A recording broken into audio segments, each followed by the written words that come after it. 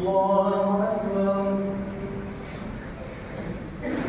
الحمد لله رب العالمين الرحمن الرحيم مالك يوم الدين إياك نعبد وإياك نستعين اهدنا الصراط المستقيم صراط الذين أنعمت عليهم غير المغضوب عليهم ولا الضالين.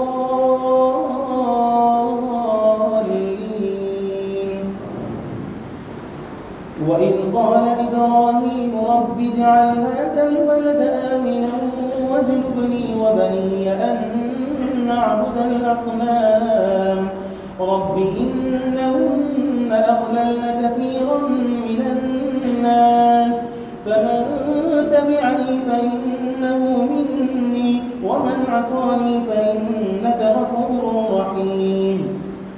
ربنا إني أسكنت من ذريتي بواد غير ذي زرع عند بيتك المحرم ربنا ليقيموا الصلاة فاجعل أفئدة من الناس تهوي إليهم وارزقهم من الثمرات لعلهم يشكرون.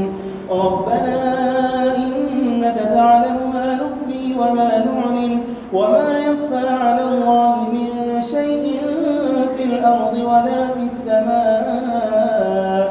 الحمد لله الذي وهب لي على الكبر إسماعيل وإسحاق إن ربي لسميع الدعاء.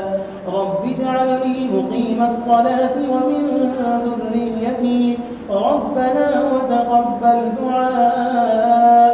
ربنا اغفر لي ولوالدي وللمؤمنين يوم يقوم الحساب. ولا تحسبن الله غافلا عما يعمل الظالمون إنما يؤخرهم ليوم تشخص فيه الأبصار مهطعين مقنعي رؤوسهم لا يرتد إليهم طرفهم وأفئدتهم هواء. وأنذر الناس يوم يأتيهم العذاب فيقول الذين ظلموا ربنا أخرنا إلى أجل قريب نجب دعوتك ونتبع الرسل أولم تكونوا أقسمتم من قبل ما لكم من زوال. وسكنتم في مساكن الذين ظلموا أنفسهم وتبين لكم كيف فعلنا بهم وضربنا لكم الأمثال. وقد مكروا مكرهم وعند الله مكرهم وإن كان مكرهم لتزول منه الجبال.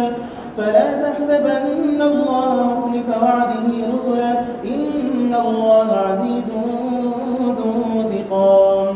يوم تبدل الأرض غير الأرض والسماوات وبرزوا لله الواحد القهار وترى المجرمين يومئذ مقرنين في الأصفاد سرابيلهم من قطران وتغشى وجوههم النار ليجزي الله كل نفس ما كسبت إن الله سريع الحساب.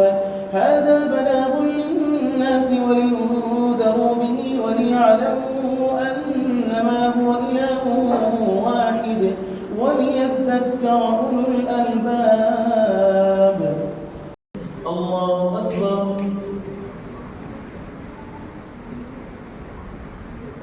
سمع الله لمن حمده.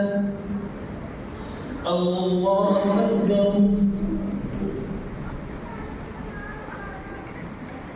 الله أكبر.